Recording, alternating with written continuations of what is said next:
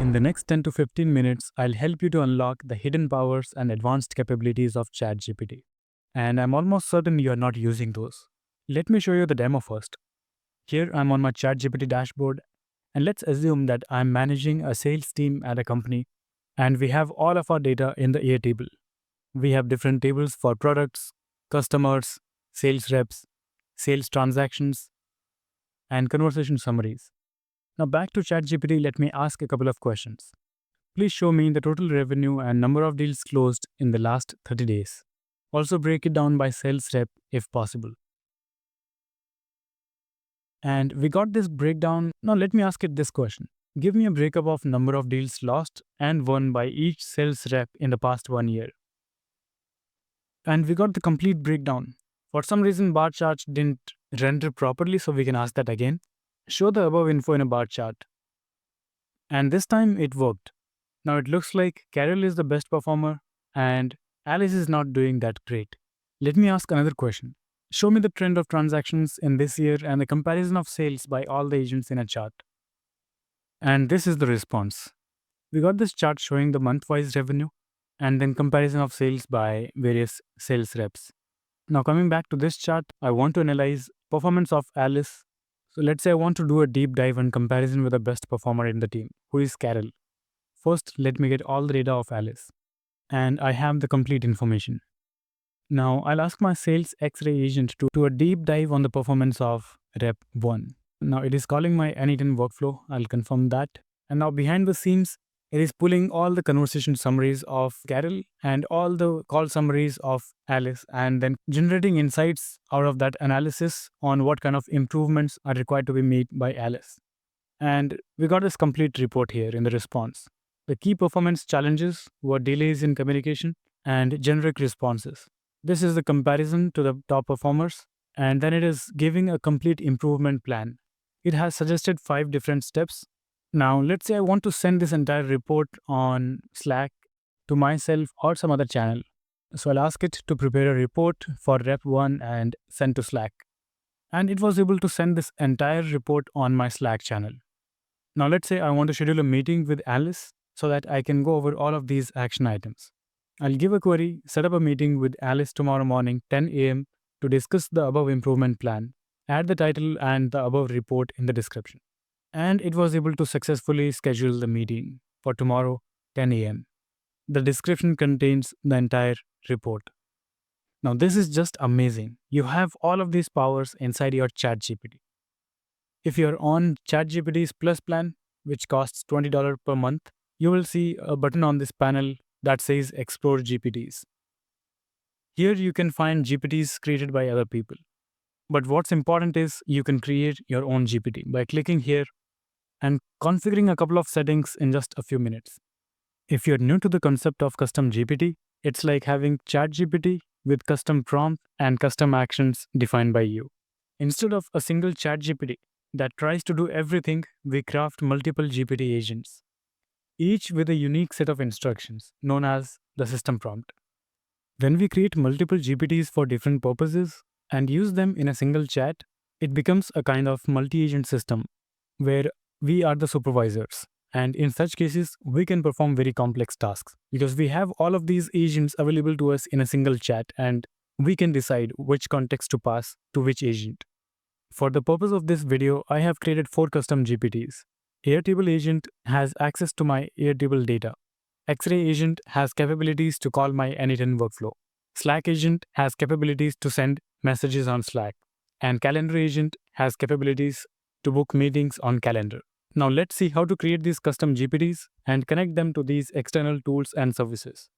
To create your own custom GPT, you can click on Create button, then give a name to your GPT, a short description, and then a detailed and clear system prompt in the instructions field.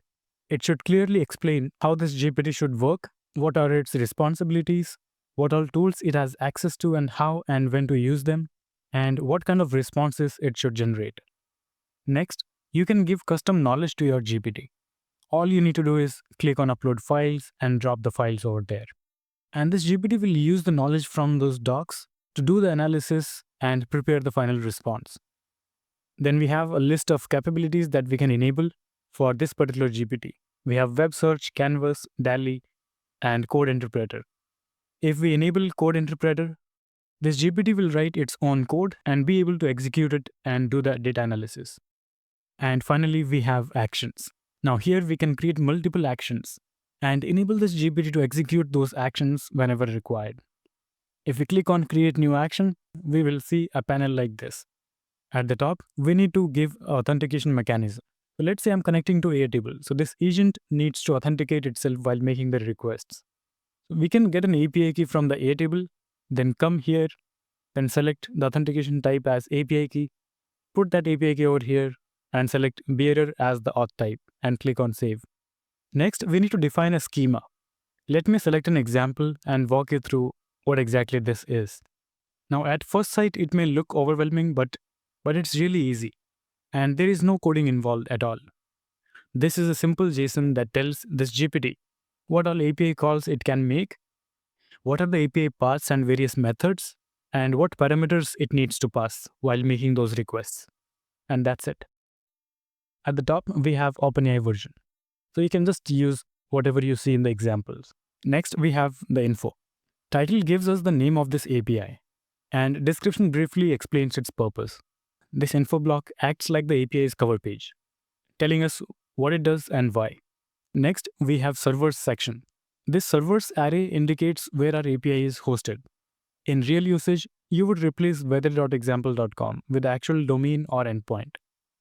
Next, we have paths, and this is the heart of the schema. This is where we define specific endpoints and how to interact with them. Here we have /location path. The key /location means if you append /location to our base URL, that's where you send a GET request to retrieve weather data. Inside /location, we have the method type, description, and operation ID. Description tells us that this endpoint will get temperature for a specific location. Operation ID is a unique identifier for this operation. If you have multiple endpoints, you'll give each one a distinct operation ID. Deprecated false means this endpoint is up to date and not marked for removal. One of the most important parts is parameters. This section says, hey, to use this get endpoint, you must provide a location parameter in the query string, and that's all we need to create a custom GPT. After creating the schema, you'll start seeing all the available actions here in this list. And you can click on test and see if it's working fine. Now, the easiest way to create this schema is to first select the blank template, copy it from here, click on Explore GPTs and search for Actions GPT. And this is a custom GPT created by ChatGPT themselves, and it will help you to create that schema. You can select that and start a chat. And then here you can define your complete scenario. Let's say you want to make Airtable accessible from this GPT. So you can give the entire schema of all the tables inside your Airtable and explain what kind of queries you want to make, and then paste that sample JSON object that we copied from there and ask Actions GPT to create the schema for the custom GPT using this format. And you will get the complete schema. Now let's look at the Airtable agent. So this is the system prompt. You are a custom GPT Airtable assistant. Your role is to retrieve, analyze, and present data, and so on. Then API integration and authentication. So we have defined all the 4 endpoints that this GPT has access to. And then we have tables and fields. I've defined all the 4 tables along with their schema to reduce the hallucination. Then we have user queries and analysis, and then steps that it should take. Next, we have given some instructions on calculations as well, on how to calculate some common scenarios. If a user's request is ambiguous, then politely ask for more specifics. And it should not use the tools if it doesn't have all the required parameters ready. Then there are some output formatting guidelines and some examples. I've enabled all the capabilities and added this action. As you can see, it is showing 4 actions: get products, get customers, get sales reps, and get sales transactions. If you look at the schema, it has this server section and it contains the URL of the Airtable. So it's api.airtable.com v0 and then my base ID. And next we have paths. I've given 4 different paths. Let's look at /products. It is of type get and then list of parameters. Now this is important. When we are making API calls to Airtable, we often want to filter out by certain formula. So this is the parameter name, filter by formula. Then we have an object for responses. Now this defines what kind of response we'll receive in return. So if the response code is 200, it means that the recall was successful. Then we expect to receive an array of objects with these fields: ID, name, category, price, and status. And similarly, I've defined the paths for other APIs. Now security, components, and schemas. All three of these are optional. If we add our PAT or API token over here in the authentication field, none of this is required. But I like to keep it here because I can share this schema with other people and it will enable them to understand what kind of auth mechanism is required to make this schema work. But if you're doing it just for yourself, you can simply remove all of this stuff and it will still just work fine. Now let's take a look at Sales X-ray Agent. I have enabled all the capabilities and this is the action. This is the server URL. I have my N8N server hosted on this URL. And then I've given one path, Analyze Sales Agent. And the method type is post. Then we have a summary and description. And in the content schema, we have all the properties that needs to be passed while calling the webhook. We have just one property, the sales agent's ID. And that's it. We don't have any authentication mechanism because I haven't enabled it for now. And this is our N8N workflow. If we look at the webhook, we can see it is of type post and this is the path, Analyze Sales Agent. It's the same path that we used in our schema, Analyze Sales Agent. Once it receives the request, it fetches the agent ID and passes the ID to two agents. First one is lostDealAgent.